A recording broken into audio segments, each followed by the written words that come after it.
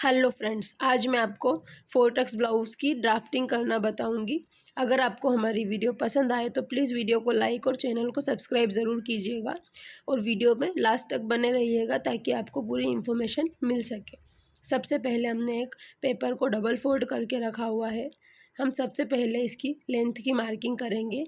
हमारे जो ब्लाउज़ की लेंथ है उससे हमें 1 इंच एक्स्ट्रा लेंथ रखनी है। 14 इंच का हमारा ब्लाउज़ की लेंथ है तो हम 15 इंच पर मार्किंग करेंगे। लेंथ की मार्किंग करने के बाद हमें शोल्डर को मार्क करना है।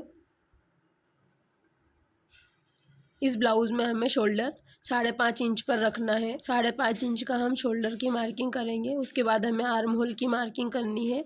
आर्म होल की मार्किंग हम 6 इंच पर करेंगे। उसके बाद में हमने यहाँ से भी 5.5 इंच पर मार्क करना है। अब हम यहाँ से चेस्ट के 4th पार्ट पर मार्क करेंगे। हमारा चेस्ट 35 इंच का है तो हम 9.25 इंच पर मार्क करेंगे। 9.25 इंच का मार्क करने के बाद हम 2 इंच का मार्जिन लेंगे। अब हमें 2 इंच का यहाँ से मार्जिन रखना है। उसके बाद में हमें वेस्ट राउंड का 4th पार्ट मार्क करना है।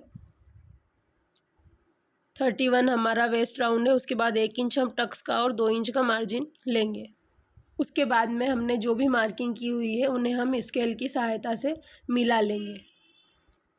मैं सभी लाइंस को चॉक की हेल्प से डार्क कर देती हूँ ताकि आपको अच्छी तरह से समझ में आए। इस तरह से हमें सभी लाइंस को अच्छी तरह से मिला लेना है। अब हमें यहाँ से 3 इंच पर बेल्ट के लिए मार्किंग करनी है और यहाँ से हम 2 इंच की मार्किंग करेंगे। इस तरह से हम 2 इंच की मार्किंग करते हुए स्ट्रेट लाइन खींच देंगे। उसके बाद ये 3 इंच के यहाँ से तिरछा मिला देंगे। ये हमारा बेल्ट का शेप बनकर तैयार हो चुका है। अब हम 1.5 इंच पर मार्क करते हुए आर्म होल की गोलाई का शेप देंगे। ये हमारे बैक आर्म होल का शेप है। इसके बाद हम थोड़ा सा अंदर लेते हुए फ्रंट आर्म होल का शेप दे देंगे। राउंड में हमें इसे शेप देना है। मैं आपको इसे एक बार फिर से मेज़र कर बताती हूँ। ये हमारा 15 इंच की लेंथ है। 5.5 इंच का शोल्डर, आर्म होल 6 इंच पर है। उसके बाद में चेस्ट का 4th पार्ट और 2 इंच का मार्जिन, वेस्ट राउंड का 4th पार्ट। उसके बाद में 1 इंच हमने ये टक्स का लिया हुआ है। उसके बाद ये हमारा 2 इंच का मार्जिन है। ये हमने 3 इंच का मार्क किया है और यहाँ से 2 इंच का मार्क किया है और तिरछा हमने इसे शेप दे दिया है। ये हमने आर्म होल का 1.5 इंच की गोलाई से शेप दिया है और उससे थोड़ा सा अंदर लेते हुए हमने फ्रंट आर्म होल के गोलाई दी है। अब हम इसे कटिंग कर लेते हैं। हमने जो चौक से मार्किंग की हुई है उस मार्किंग से हमें इसे कट कर लेना है। हमें सबसे पहले बाहर वाली लाइंस को कट करना है। हम यहाँ से बैक आर्म होल की कटिंग पहले करेंगे। जब हमारा यह कटिंग हो जाएगा तो हम इसे सेंटर में से भी कट कर लेंगे और बैक पार्ट को अलग निकाल लेंगे। यह हमारा बैक पार्ट हो गया है, इसे हम साइड में रख देते हैं। अब हमें इसमें से बेल्ट की कटिंग करनी है। बेल्ट की कटिंग करने से पहले हमें 1 इंच जो पीछे के टक्स का लिया था इसमें से हमें कम करना है। इस तरह से हमें तिरछी लाइन ड्रॉ करनी है और इसे हम कट कर देंगे। इसे कट करने के बाद हमें इसमें से बेल्ट को अलग करना है। अब हम इसके बेल्ट को भी कट करके अलग निकाल लेते हैं। यह हमारा बेल्ट भी अच्छी तरह से कट हो चुका है। अब हम इसे भी साइड में रखते हैं। अब हमें इसके फ्रंट आर्म होल की कटिंग करनी है।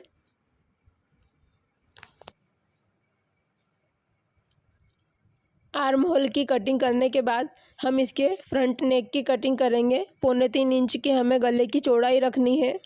जितनी हमारी नेक लेंथ है उससे हमें आधा इंच एक्स्ट्रा मार्क करना है। यहाँ पर मैं 7.25 इंच पर मार्क कर रही हूँ। अब हमें यहाँ से भी 3.25 इंच पर मार्क करके एक स्क्वायर बॉक्स बना लेना है और उस स्क्वायर बॉक्स में हम राउंड शेप को ड्रॉ करेंगे। यह हमने स्क्वायर बॉक्स बनाकर तैयार कर लिया है। अब हम इसमें राउंड शेप को ड्रॉ कर लेते हैं। इसके बाद हमें इसकी कटिंग करनी है।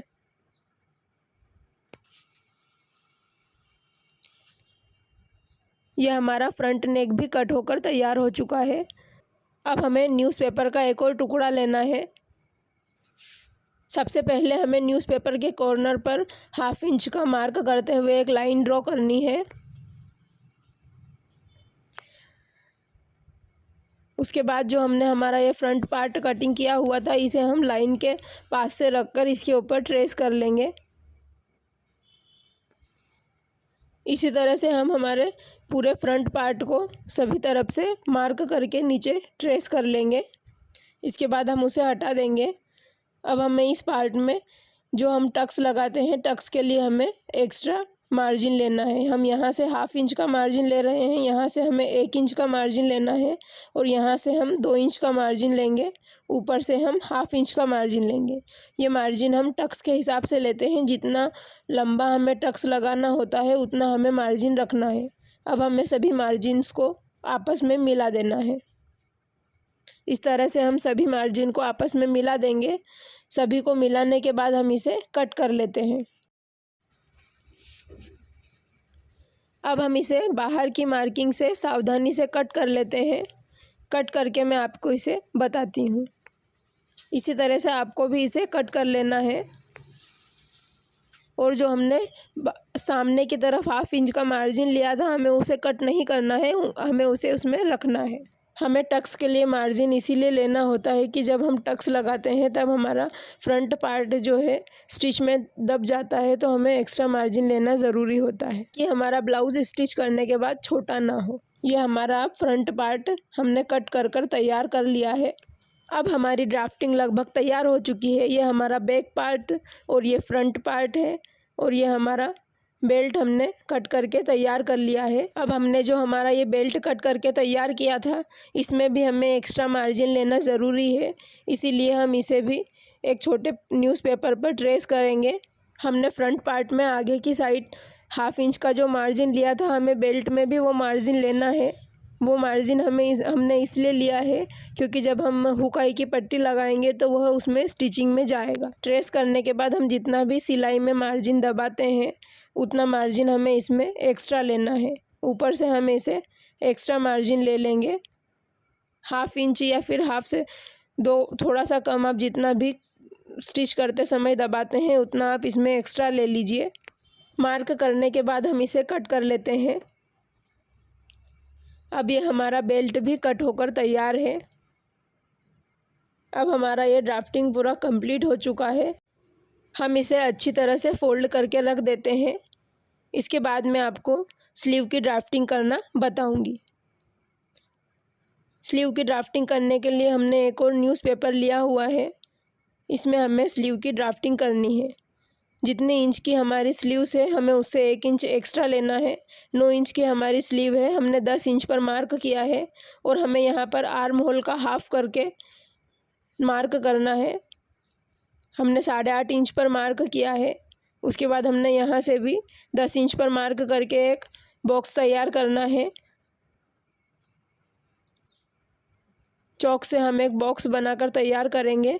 अगर आप इस तरीके से ब्लाउज़ की ड्राफ्टिंग करेंगे तो आपके ब्लाउज़ में बिल्कुल परफेक्ट फिटिंग बैठेगी और आपको ब्लाउज़ की कटिंग करने में बिल्कुल भी परेशानी नहीं होगी। मैंने पूरी बारीकी से आपको इस वीडियो में बताया है कि किस तरह से कटिंग करना है। इसके बाद हमें यहाँ से 2 इंच पर मार्क करना है और तिरछी लाइन ड्रॉ करनी है। अब हमने जहाँ पर तिरछी लाइन ड्रॉ की है वहाँ से हम राउंड का शेप दे देंगे। इसके बाद हमें यहाँ पर स्लीव राउंड का मार्क करना है। स्लीव राउंड का हमें मार्क करेंगे, यहाँ पर 5.5 इंच पर हमने मार्क किया है। स्लीव राउंड का हमें हाफ मार्क करना है और 2 इंच का मार्जिन लेना है।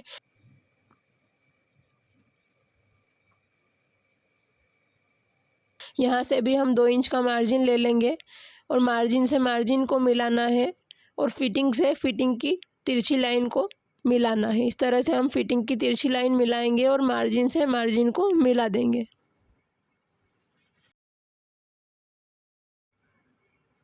अब हम इसे कट कर लेते हैं।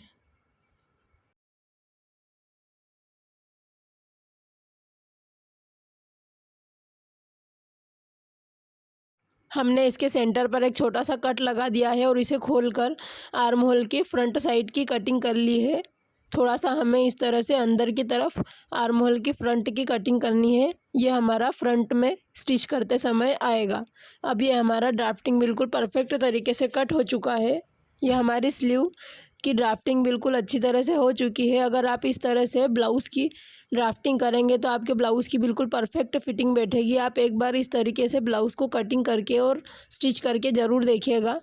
आपको हमारी वीडियो पसंद आई हो तो प्लीज़ वीडियो को लाइक कीजिए और चैनल को सब्सक्राइब ज़रूर कीजिए।